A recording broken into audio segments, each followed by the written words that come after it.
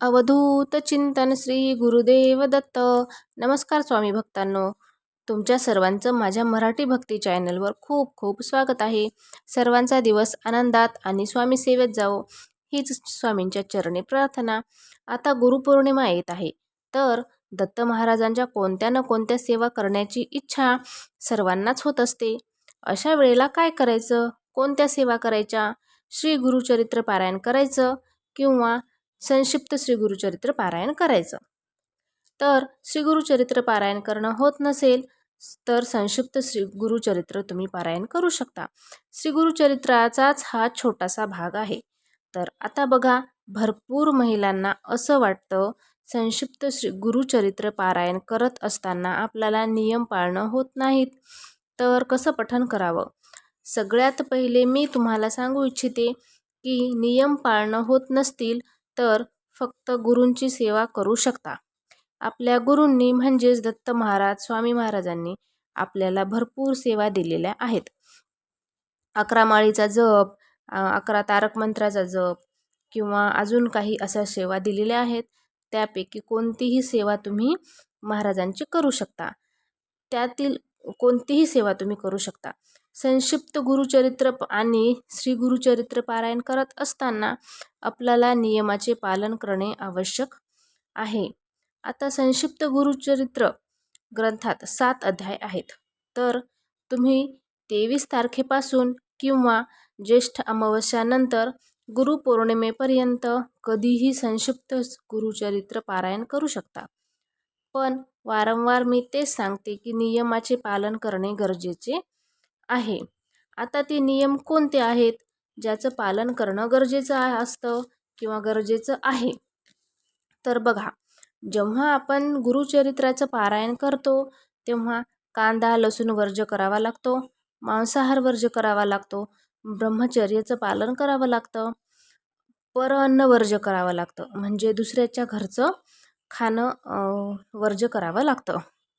भरपूर असे नियम दिलेले आहेत. हे नियम न पाळता सेवा कशी करावी याबद्दल मी तुम्हाला अगोदरच थोडक्यात सांगितलेलं आहे की गुरूंची सेवा तेवढी करायची. आता संक्षिप्त गुरुचरित्र पारायणाला हे नियम लागू होतात का? तर संक्षिप्त गुरुचरित्र पारायण करताना तर कांदा लसूण वर्ज्य करावा लागतो, मांसाहार वर्ज्य करावा लागतो. आता भरपूर जणांना विचार पडत असेल, ब्रह्मचर्याचं पालन करावं लागतं का? तर हे बघा, श्री गुरुचरित्र पारायणाचा आणि संक्षिप्त गुरुचरित्राचा हे जवळजवळ सारखेच आहेत. असं म्हटलं जातं की श्री गुरुचरित्राचाच संक्षिप्त गुरुचरित्र हा छोटासा भाग आहे, म्हणजेच त्याचे छोटे छोटे ग्रंथ आहेत. पण ते आहे तर न गुरुचरित्र ग्रंथच न. आता या ग्रंथात कोणतेही नियम दिलेले नाहीत, फक्त सात्विक आहार घ्या असं सांगितलेलं आहे. पण माझ्या मते आपण जेव्हा सेवा करतो तेव्हा आपलं मन तितकंच पवित्र असलं पाहिजे. जेव्हा आपण नियम पाळतो तेव्हा मनही खूप प्रसन्न असतं आणि आपल्या मनात कोणतेही वाईट विचार येत नाहीत आणि आपली पूजा पण शांत आणि पवित्र मनाने होते. आणि आता ही दत्त सेवा आहे हे सर्वांनाच माहिती आहे. जेव्हा आपण आपल्या दत्त महाराजांची सेवा करतो त्यावेळेस पूर्ण नियम पाळूनच सेवा करावी लागते.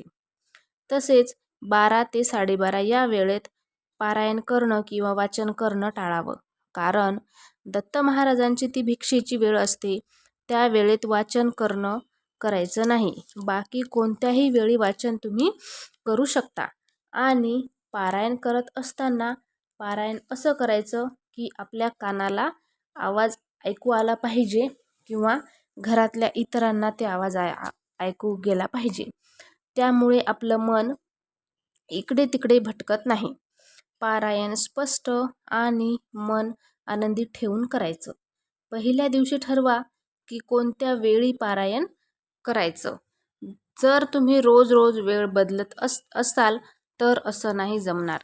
वेळ एकच ठरवावी लागेल आणि त्याच वेळेला वाचन करावं लागेल आणि गुरुपौर्णिमेपर्यंत पारायण करायचं आहे. गुरुपौर्णिमेच्या दिवशी उद्यापन करायचं आहे. आता उद्यापन करायचं कसं? उद्यापनाला नैवेद्य म्हणून एखादा गोड पदार्थ बनवावा लागतो किंवा बनवू शकता. आणि जे रोज जेवण बनतं ना ते बनवायचं, किंवा तुमच्या इच्छेनुसार महाराजांना जसा नैवेद्य दाखवायचा तसा तुम्ही दाखवू शकता.